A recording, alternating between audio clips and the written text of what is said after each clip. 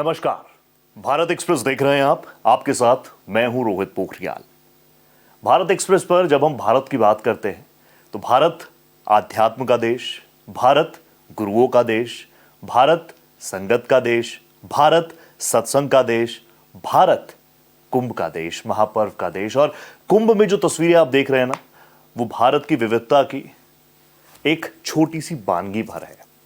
ऐसे ही कुछ पुरोधा होते हैं जब हम सनातन की बात करते हैं, जब हम आध्यात्म की बात करते हैं, जब हम मानव सेवा की बात करते हैं। और मेरे सामने इस वक्त जो शख्सियत मौजूद है, उन्हें किसी शब्दों की ज़रूरत नहीं है, यकीन मानिए। मेरे साथ इस वक्त संवाद करने के लिए संत श्री त्रिलोचन दर्शन दास जी महाराज मेरे साथ जुड़े हुए हैं। महाराज, बहुत स्वागत, तहे दिल से आपका स्वागत भारत एक्सप्रेस के इस मंच पर। सादर प्रणाम आप सबको। गुरुदेव, जब हम गुरुओं की बात करते हैं, जब हम देश की बात करते हैं, तो मुझे ऐसा लगता है कि गुरु को हम किसी भी सीमा में बांध नहीं सकते। गुरु किसी एक राज्य का नहीं हो सकता, गुरु किसी एक देश का नहीं हो सकता। लेकिन फिर भी मैं आपसे जानना चाहूँगा कि आपका कैसे आध्यात्म की तरफ रुख हुआ, कैसे ये सारी शुरुआत रही? मैं 9 साल का था जी। I was 9 year old when I started my spiritual journey after my father. उनको विदेश में, इंग्लैंड में सत्संग करते हुए कुछ टेररिस्ट बुरे एलिमेंट्स खालिस्तान के लोगों ने सत्संग करते हुए गोलियां उनको चलाई और मेरे पिताजी 33 साल की आयु में वो अंतर्ध्यान हो गए। वापस परमात्मा की कृपा से मेरा जीवन का वो जो समय है, तब मेरी स्पिरिचुअल यात्रा आरंभ हुई और उसमें मुझे चुना गया संगत की तरफ से। भगवान, क्योंकि हम लोग we all have been chosen by the god. हमारे पास इतनी दूरदृष्टि होती है कि यहाँ से हम जब विजन अपना देखते हैं कि यहाँ हम ज़्यादा से ज़्यादा, अगर आप देखें तो आप 1 किलोमीटर तक देख पाएंगे, पर उसके बाद धुंधला हो जाएगा जी। पर जो त्रिकालदर्शी प्रभु हैं, जो भूतकाल में और वर्तमान में और भविष्य में सब जानते हैं, सब उनकी कृपा से होता है। उन्हें मालूम है किसको किस कारण से भेजा है। अब आपको उन्होंने ये सेवा दे रखी है, आपको कितनी सरस्वती ने आवाज़ दे रखी है, आपको ये सब आपको चुने थोड़ी, ये तो भगवान ने कृपा कर दिया कि ठीक है बेटा तुम ये काम करो। तो हम लोगों को कृपा भगवान करते हैं। कौन सी कितनी आत्मा ने पिछले जन्मों में, पूर्व जन्मों में संचित कर्म जोड़ रखे हैं, जिससे कि वो अध्यात्म के मार्ग पर चल भी सकता है कि नहीं चल सकता। उसका ग्राफ कितना बड़ा है, वो कितना बड़ा भगवान के लिए भजनानंदी है कि नहीं, वो महाभागवती बना है कि नहीं बना। तो इसी से ही संत की पहचान होती है कि वो खुद अगर भगवान से जुड़ा है, उसका कनेक्शन, वो आपको तभी तो जुड़ पाएगा। अगर वो खुद ही कॉम्प्लिकेटेड है उसका जीवन, तो कहाँ से? तो 9 साल की आयु से ही भगवान ने मुझे इस तरफ लगा दिया जी। और यकीन मानिए, जैसा आपने जिक्र किया, आप महज 9 वर्ष के थे, आपके पिता के साथ जो कुछ हुआ, आप बावजूद उसके इतनी पॉजिटिविटी के साथ, इतनी सकारात्मकता के साथ समाज के लिए जो काम कर रहे हैं, वो वाकई काबिल तारीफ़ है सर। मैं आपसे ये समझना चाहूँगा, मैं आपकी कई वीडियोस देख रहा था, आप लोगों से संवाद करते हैं, लोग आपको सुनते हैं, युवा आपको सुनता है, आपकी बातों को मानता है। जीवन में गुरु का क्या महत्व, और आपके जीवन में गुरु का क्या महत्व रहा? गुरु तो हर कदम में चाहिए। भगवान कृष्ण जब 16 साल की आयु में अपने गुरु के पास पहुंचे, अवंतिका, 16 साल की उम्र थी भगवान की, और 16 साल में उन्होंने वो सिद्ध कर दिया था कि मैं किस कारण से जन्म हुआ, मेरा किस कारण से मैंने संसार में जन्म लिया। परंतु फिर भी उनको गुरु चाहिए। सोचने वाली बात है। 16 साल में जब अपने गुरु के पास अवंतिका में गए मथुरा से, तो गुरु जी ने जाते ही कहा, कृष्णा तुम आ गए। अब भगवान कृष्ण हाथ जोड़ कर कहने लगे, गुरुदेव मैं आ गया। तो बोले, कृष्णा तुम्हें मालूम है तुम क्यों आए हो संसार में? तो कृष्ण जी बोले, ना गुरुदेव मुझे कुछ नहीं मालूम, मैं क्यों आया हूं। अब भगवान को पता है कि मैं क्यों आया हूं जी। है? वो तो सब जानते हैं, यदा यदा ही धर्म से, वो धर्म के लिए जन्म हुआ उनका। पर अब गुरु से सुनना चाहते हैं, गुरुदेव आप बताइए मैं क्यों आया हूं। तो गुरुदेव बोले कि तुम्हारा जन्म हुआ है कृष्णा, धर्म की स्थापना करनी है, अधर्म का तुमको विनाश करना है, और तुम नारायण हो, सत्य वचन। गुरुदेव सत्य वचन, अब सत्य वचन वो कर रहे हैं और गुरुदेव बोल रहे हैं तुमको मालूम है तुमको क्या करना है कृष्णा? तो कृष्ण कह रहे हैं, गुरुदेव मुझे कुछ नहीं मालूम, मुझे कुछ नहीं, ना ना ना, आप गुरुदेव हैं, आप बताओ मैं क्या करूं। बोले तुमको बांसुरी छोड़नी है, सत्य वचन कर दिए, आज के बाद छोड़ दिया। अब तुमको राधा का भी त्याग करना है, सत्य वचन गुरु जी, आज के बाद राधा का भी त्याग कर दिया। ये भी नहीं पूछा कारण क्या है। अच्छा तुमको कृष्णा गोपे गोपियों को छोड़ना है, आज के बाद खेलना नहीं है तुमको, सत्य वचन गुरु जी, ये भी होगा। अब इतने इमोशंस उनको जब गुरुजी ने बोला, अब मेरी आंखें भर आई हैं जी, मैं देख पा रहा हूं। भगवान की उस समय। वो बोले सत्य वचन गुरु जी, आप कह रहे हो सत्य वचन, ऐसा ही होगा, बस ये गुरु होता है। ये कृष्ण जी ने बस, अब 3 लोक का स्वामी कहाँ बैठा है गुरु के चरणों में। बिल्कुल तो हमको ये देखना चाहिए कि गुरु कितना बड़ा होगा। 3 लोक नवखंड में गुरु से बड़ा ना कोई, अखंड मंडलाकारम व्याप्तम येन चराचरम, चरा अचरम, जहाँ कहीं भी गुरु जी का तो ये है कि हर, आप पूरे देवताओं को देखो, देवताओं के गुरु है बृहस्पति जी, इंद्र जी पूरे देवताओं का संचालन गुरु करते हैं। आप नवग्रहों में देखो, उसमें भी एक गुरु हैं, जुपिटर जिसको हम बृहस्पति जी कहते हैं। आप राक्षसों में देखो, उनके भी गुरु जी हैं शुक्राचार्य जी। आप कीड़ी दल, अगर कीड़ियों को देखो तो कीड़ियों के आगे भी एक पहली कीड़ी लगी होती है जो उनको सबको चला रही होती है। अगर वो कीड़ी आग में चली जाए तो सब कीड़ियाँ आग में चली जाएं। अगर आप कूंज देखें जो उड़ रही होते पंछी, तो उसमें भी एक पंछी आगे लगा होता है, बाकी सब पीछे लगे होते हैं। आप हर क्षेत्र में चले जाइए, बचपन से ही माँ हमारी पहली गुरु बनकर, पिता हमारे पहले गुरु बन, जिन्होंने आप अब बैठना सीखे हैं ऐसे, अब तो लुढ़क जाते थे ऐसे। बिल्कुल। तो किसने बिठाया? माँ ने गुरु बनकर। कितनी बार संघर्ष किया? 700 टाइम्स। आप माँ से पूछना, माँ मैं बैठा कैसे? माँ बोलेगी मैं आइंस्टाइन की तरह 700 बार तुम पर जोर लगाया, फिर तुम बैठने लगे जी। और वो कहेगी चले कैसे? आप पूछना, माँ मैं चले कैसे? माँ बोलेगी पुत्र वॉकर में चलाया, गिर जाता था तू, फिर क्रॉल करता था, फिर उठा के चलाया, फिर गिर जाता था, तेरे चोट यहाँ लगी, तेरे यहाँ लगी, वो सब बताएगी। और कितनी दफ़ा आपको संघर्ष करके चलना आया, ये भी माँ ने सिखाया। आपका हाथ खाना खाते हुए आँख पे चला जाता था, मुंह पे तो कभी गया ही नहीं, कपड़े पहनना आया ही नहीं, वो भी माँ बाप ने सिखाया। तो पहले गुरु माँ और बाप है, एक 1.5-2.5 साल तक, जिन्होंने हमें बैठना, आज आप बैठ रहे हो, ये गुरु की कृपा है, माँ की कृपा है।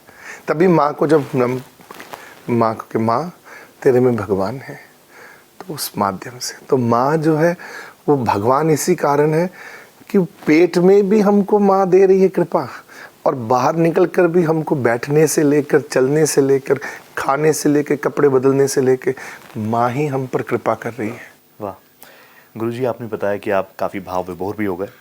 आप जो सकारात्मकता आ रही है ना, वो तो मैं महसूस कर रहा हूँ, लेकिन आपके भाव भी मेरे अंदर आ रहे हैं, यकीन मानिए इस बात को। और मैं बिल्कुल समझ सकता हूँ। मैं कल जब आपके बारे में पढ़ रहा था, मैंने बहुत सारी चीज़ें पढ़ी, आपको बहुत देखा मैंने, और मैं उस बात को महसूस कर पा रहा हूँ कि क्यों लोग आपको सुनते हैं। आप अभी महाकुंभ भी होकर आए, कैसी रही वहाँ पर व्यवस्थाएं? आप लोगों ने भी वहाँ पर पूरी सेवा, आपका शिविर वहाँ पर चल रहा है, रोज़ाना लाखों लोगों को आप लोगों ने सेवा दी, लंगर दी, कैसा रहा माँ को? ये तो भगवान ने हम पर इतनी कृपा करी ना, वहाँ हमारा जाना हुआ और हमको फिर शिविर मिला जी। और 21 सेक्टर में हमको शिविर मिला। पंडाल बड़ा अच्छा मिल गया, हमने लगाया और पहले दिन से ही वहाँ लाइनें लगनी शुरू हो गई। वो जो पंडाल था, वो पंडाल पूरा, पहले जो महापुरुष थे वहाँ पर, वो भी अन्न क्षेत्र, अन्न का पंडाल लगाते थे। तो वो शायद अंतर्ध्यान हो गए, तो उनकी जगह हम लोगों ने जब निवेदन दिया, ये हमारा पहला कुंभ था, क्योंकि हम पहले तैयार नहीं थे। पहले जो कुंभ आते थे, जी। जब तक आप रेडी नहीं होते, क्योंकि मैं बचपन से संघर्ष कर रहा हूँ, बिना पिता के, बिना गुरु के, क्योंकि मेरे गुरु भी हैं और पिता भी हैं। 9 साल का बच्चा अपने आप खड़ा हुआ स्क्रैच से, मेरे पास कुछ नहीं था। ये जो आप यहाँ देख रहे हैं, ये सब खुद ही बनाया, सारा कुछ लगे रहे। महाराज जी की कृपा हुई। हमारे गुरुदेव बड़े दयालु थे, पर उस पैसे के लिए वो बड़े सरल और सीधे थे। उन्होंने कभी कोई पैसा ना तो अपने परिवार को हमको दिया। हम साइकिल नहीं खरीद सकते थे बचपन में। हमारे पिता ने, हम अपने धर्म का पैसा कभी हमारे पे नहीं खर्च किया, ना हमें दिया। वो ऐसी सोच अंदर बैठ गई। हमारे घर में हमारे दादा बूढ़े थे, पंडित जगन्नाथ जी, मैं विशिष्ट हूँ, ब्राह्मण हूँ मैं, और वासुदेव मेरा गोत्र है, कास्ट वासुदेव। सो त्रिलोचन, अगर नाम त्रिलोचन वासुदेव, वो जो जग्गी वासुदेव जी जैसे। हाँ, तो मैं, पर हम लोग दास लगाते हैं, क्योंकि भगवान राम ने नौदा भक्ति सिखाई शबरी जी को। जब शबरी जी के पास में 80 साल की वो थी, तो हाथ जोड़कर वो बैठी थी। तो भगवान जी, जब राम जी पहुँचे, तो उन्होंने कहा कि प्रभु मेरे, उनको भी देखो, आपने गुरु की बात करी थी, राम जी जब आए तो शबरी उनको कहने लगी कि प्रभु आप मेरी कुटिया में मेरे गुरु के आशीर्वाद से आए हो, क्योंकि मेरा गुरु मतंग गुरु जो था वो बहुत बड़ा था। राम जी खुश हुए, बोले पुत्र यही है, सिर पे हाथ रखा, तेरे गुरु ने ही हमको कृपा करी तेरे पे। मतंग जी ने कहा था जाते हुए, बच्ची थी वो तो छोटी उम्र में ही, क्योंकि वो जब आई तो फिर वो बूढ़े थे, तो उनका जाने का समय आया, तो बोली गुरुजी किसके सहारे छोड़ के जा रहे हो, आप चले जाओगे तो मेरा कौन होगा, क्योंकि वो आदिवासी थी ना, तो वहाँ से घर से भागकर गुरुजी के पास आ गई थी। तो गुरुजी ने कहा शबरी मैं कहीं नहीं जा रहा, मैं केवल भगवान में लीन हो रहा हूँ, और हाँ मैं भगवान में लीन होऊंगा, वचन देता हूँ भगवान जी तेरे पास खुद चल कर आएंगे। वाह वाह वाह। और राम के रूप में वो जब आए, तो करीब गुरुजी ने कहा था, और वो गुरुजी के कारण 80 साल तक फूल बिछाती थी। तो उन्होंने, राम जी ने आकर, भगवान ने आकर सिर पे हाथ, बोले तेरा इतना भरोसा है पुत्र, तूने अपने गुरु के रोज दिन को भरोसे से, पूरे विश्वास से माना, और तूने रोज फूल बिछाए, तुझे गुरु पे भरोसा था। बोली गुरु पे तो गुरुजी ने कहा था भगवान आएंगे, तो भगवान जी आ गए, कृपा हो, विश्वास भर गई। तो उस वक्त उन्होंने बोला शबरी मांगो, तो शबरी ने कहा मैंने तो अपने गुरु से भक्ति मांगी थी, आपसे भी प्रभु भक्ति मांगती हूँ, मुझे कुछ नहीं आता, बस भक्ति दीजिए। तो बोले मैं तुझे 9 प्रकार की भक्ति सिखाता हूँ। तो वो 9 प्रकार की भक्ति सिखाई। तो पहली भक्ति श्रवण, सुना करो भगवान के लिए। दूसरी भक्ति कीर्तनम, कीर्तन करो। तीसरी भक्ति सिमरन, आह्वान करो, प्रभु आपके बिना नहीं रह सकते, आपके बिना नहीं रह सकते, बस नाम जपना जिसे कहते हैं। चौथी भक्ति पाद्य सेवा, चरणों की सेवा, प्रीति ले लो, हे प्रभु हमको चरण सेवा दे दीजिए, आपके चरणों में रहें बस। और 5वीं भक्ति अर्चन, भगवान को कुछ ना कुछ चढ़ाते रहो।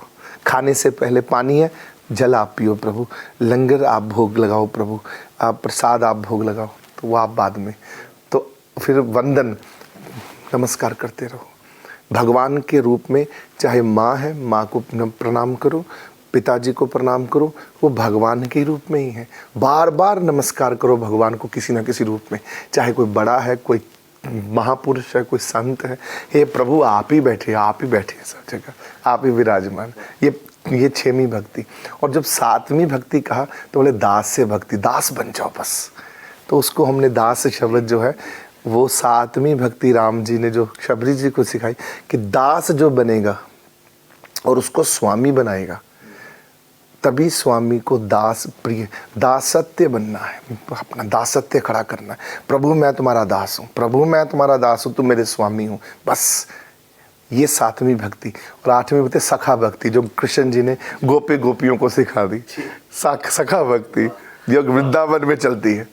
और जो 9वीं भक्ति वो आत्मनिवेद्य, आत्मसमर्पण, हनुमान जी वाली भक्ति, ये प्रभु आपके हो गए। तो ये सब जो 9 प्रकार की भक्ति दी, तो उसमें से 7वीं भक्ति को हमारे दास धर्म ने प्राप्त किया, राम जी वाली। तो हम लोग दास धर्म जो है हमारा खड़ा हुआ, और हम लोग आज सभी लोग अपनी कास्ट से, जात से, क्षेत्र से, हर तरह से बाहर निकलकर हम अपने दासत्व में जीते हैं। बस हम दास हैं, त्रिलोचन दास, स्वामी हम तुम्हारे दास हैं। गुरुदेव आप महसूस कर रहे होंगे कि मैं पूरा मेस्मराइज हो चुका हूँ आपसे, और मैं आपसे क्या सवाल पूछूं। मैं तो ये सोच रहा हूँ कि आप ऐसे ही बोलते रहे और मैं ऐसे बस हाथ ऐसे करके आपको सुनता रहूँ। और अगर मैं आपके लिए कुछ शब्द बोल रहा हूँ ना, मुझे ऐसा लग रहा है कि मैं शायद किसी सूरज को मैं दीप दिखा रहा हूँ। मैं गुरुदेव, क्योंकि मैं यहाँ पर आया हूँ, हम लोग पत्रकार हैं, आप तो मानव सेवा में लगातार लगे हुए हैं, हमें भी ऐसे बहुत कम मौके मिलते हैं जब हम आप जैसी विभूतियों से मैं संवाद कर पाऊँ। कुंभ में इसीलिए शुरू हुआ ना जी, कि कुंभ में हम जब चले तो ये दास सेवा प्राप्त है, तो प्रभु से कहा प्रभु हमको इस मौका दीजिए सेवा करने का, अब हम तैयार हैं। तो प्रभु ने हमको मौका दे दिया, बुलावा भी। अब प्रभु ने कृपा ऐसी करी, हमको अन्य क्षेत्र दे दिया कि हमने कहा, हमसे पूछा उन्होंने कि आपको अरेल में दे दें, जो वो लोग थे कि वीआईपी घाट में। हमने कहा वीआईपीओं की हम सेवा नहीं करेंगे, हमें तो ऐसी जगह दीजिए जिसको अन्न नहीं मिलता, जिसको खाने को वहाँ पर जो गंगा जी में डुबकी लगाएगा। ना हमको कथा करनी है, ना हमको प्रवचन करने हैं, वहाँ प्रवचन हमको नहीं करने, कोई हमको कुछ नहीं करना, हमको तो केवल अन्न देना है। जो गंगा मैया के पास जाएगा, गंगा मैया के वात्सल्य में, त्रिवेणी के वात्सल्य में, माँ के वात्सल्य में इतना प्रेम है, जब वो डुबकी लगाएगा और वो जो माँ प्रेम देगी, उसके बाद वो भूखा होगा क्योंकि चल के आएगा, तो उसको केवल भोजन चाहिए। भजन तो वो माँ दे ही रही है, हमको भजन नहीं देना, हमको भोजन देना। तो अपनी संगत को कहा 4-4 बसें भेजी। पहले दिन से, जिस दिन हमारा शुरुआत हुई, हमारा शुरुआत 9 तारीख से हो गई थी, उस दिन के बाद हमारे पंडाल में, शिविर में, मैं अगर कहूँ 20,000 लोग, तो ये भी कम होंगे, 800 आदमी एक बारी में हमारे पंडाल में बैठता था। भारतवर्ष के लिए, भारतवर्ष के युवाओं के लिए, क्योंकि कई बार क्योंकि खबर पढ़ते हैं, हम अभी जिक्र भी कर रहे थे कि चीज़ें बहुत नेगेटिव हो जाती हैं खबरों में, इसलिए मैं यहाँ से चाहता हूँ कि अगर आप बोलेंगे तो वही सकारात्मक ऊर्जा हमारे दर्शक भी महसूस करेंगे। अभी मैं कुछ खबर पढ़ रहा था, एक बेटी को उसकी माँ ने बोला कि फ़ोन बंद कर दो, सोशल मीडिया मत चलाओ, उसने सुसाइड कर लिया। आए दिन इस तरह की खबरें आ रही हैं। एक तो हम गुरु शिष्य परंपरा की बात कर रहे हैं, दूसरी तरफ क्या युवा बहुत ज़्यादा आतुर हो गए हैं, समझ नहीं रहे हैं, उनके लिए क्या संदेश? मैं छोटे से ब्रीफ में समझाता हूँ। एप्पल, यू नो एप्पल को फाउंडर, या स्टीव जॉब्स, या उनके किताब लिखने के लिए ऑटोबायोग्राफी, उन्होंने किसी को कहा, निक बोल्टन नाम का व्यक्ति आगे आया, बोला मैंने आपके बच्चों के साथ बैठना है। बोले आ जाओ आज रात को, क्योंकि बायोग्राफी करनी है तो मुझे समझना पड़ेगा। बोले आ जाओ बच्चों के साथ बैठो। अब बच्चों के साथ जब बैठे टेबल पे, तो बच्चों से उन्होंने प्रश्न किया कि एक 12 साल की बच्चा है, एक 14 साल का बच्चा होगा, दोनों, एक बेटी एक बेटा, कि so which iPhone and which iPad you are having now? तो वो बच्चों ने खा रहे थे, तो खाते हुए ऐसे करके देखा और अपना खाना बंद नहीं किया, खाते रहे, जवाब नहीं दिया कि कौन सा आईफोन और कौन सा आईपैड, कौन सी सीरीज, कौन सा मतलब यूज़ कर रहे हो तुम। तो उन्होंने कुछ बोला नहीं। माँ ने आगे होकर कहा कि निक, हमने इनको आईपैड और आईफोन दोनों ही दिए थे, पर हमने साथ में साइड इफ़ेक्ट भी रख दिए थे कि अगर ये आप कच्ची उम्र में चलाओगे 12-14 साल में, तीन प्रकार से आपकी प्रॉब्लम आपको आएगी जो कन्फर्म्ड साइड इफ़ेक्ट होगा ही होगा। पहला, आपकी पढ़ाई कॉम्प्रोमाइज़ होगी। अगर आप नहीं पढ़ना चाहते तो फिर फ़ोन ले लीजिए। आपकी आइज़ कॉम्प्रोमाइज़ होंगी, चश्मा लगाना है ले लीजिए। तीसरा, आपका करैक्टर कॉम्प्रोमाइज़ होगा। अगर तीनों रिस्क उठा सकते हो बेटा तो आप ये रख लीजिए, हम आपको मना नहीं करेंगे। अगर नहीं उठा सकते, ये तीनों चीज़ें होनी ही हैं। अब आप मुझे बताओ किशोर अवस्था को क्या समझाएंगे आप। दूसरा, आज की जो किशोर बच्चे हैं उनको ये समझना चाहिए कि टेररिज्म जो है आजकल, ये social media is the new terrorism. हमें सोशल मीडिया पर जो जानकारी मिलती है, अच्छी भी मिलती है बुरी भी मिलती है, पर उसके लिए हमें अवेयरनेस नहीं है कि कौन सी अच्छी है, कौन सी सच है, कौन सी सच नहीं है, झूठ है। उसके लिए आपकी उम्र में जाते जाते, because there is no substitute of experience, आपको अनुभव करना ही पड़ेगा। आपकी आयु जो है छोटी होगी तो आप धक्के खाओगे ही खाओगे, चाहे जितने मर्जी कोई सूझवान हो। जब तक वो बाल कहते हैं सफ़ेद धूप में नहीं किए, तो जब तक आप धक्के नहीं खाओगे अकल नहीं आएगी। अकल दाढ़ भी 35 पर आती है। अब कारण क्या कि भगवान ने अकल दाढ़ भी देने के लिए एक फॉर्मेट बनाया है, प्रोटोकॉल रखा है कि 35 साल का बच्चा तू जब होगा तभी अकल दाढ़ आएगी। इसका मतलब तेरे को उस वक्त अकल तेरे शरीर में प्रवेश करेगी। उससे पहले तो वो नादान एक बाल काल में, एक किशोर अवस्था में एक अनएक्सपीरियंस्ड बच्चा है वो, और उसके ऊपर आप सोच के बैठे हो कि उसको आप कुछ भी दे दोगे। वो तो बेचारा, उसकी तो उम्र खेलने कूदने की है, उसकी उम्र एक डिफरेंट और है। इसलिए ये सोशल मीडिया, ये टेलीफोन्स, इसके लिए सोचना पड़ेगा। ये चिंता का विषय है हमारे भारत के लिए कि हमें इस पर ज़्यादा, जैसे टिकटॉक बैन किया है, हमारे भारत के अगर नौजवानों को बचाना है, सभी को मिलजुल कर, आज की डेट में सबसे बड़ा टेररिज्म यही है। और गुरुदेव, आपके तो लाखों करोड़ों बेटे बेटियां घूम ही रहे हैं, सारे है ना। बहुत बहुत शानदार आप काम कर रहे हैं, और बार बार मैं आपको थैंक्स नहीं कह पाऊंगा। मैं तो बस यही कहूँगा कि आप जिस तरीके से मानव सेवा कर रहे हैं वो मेरे जैसे भारतवर्ष के लिए किसी प्रेरणा स्रोत से कम नहीं है। बहुत धन्यवाद, आपने मुझे वक्त दिया इतना।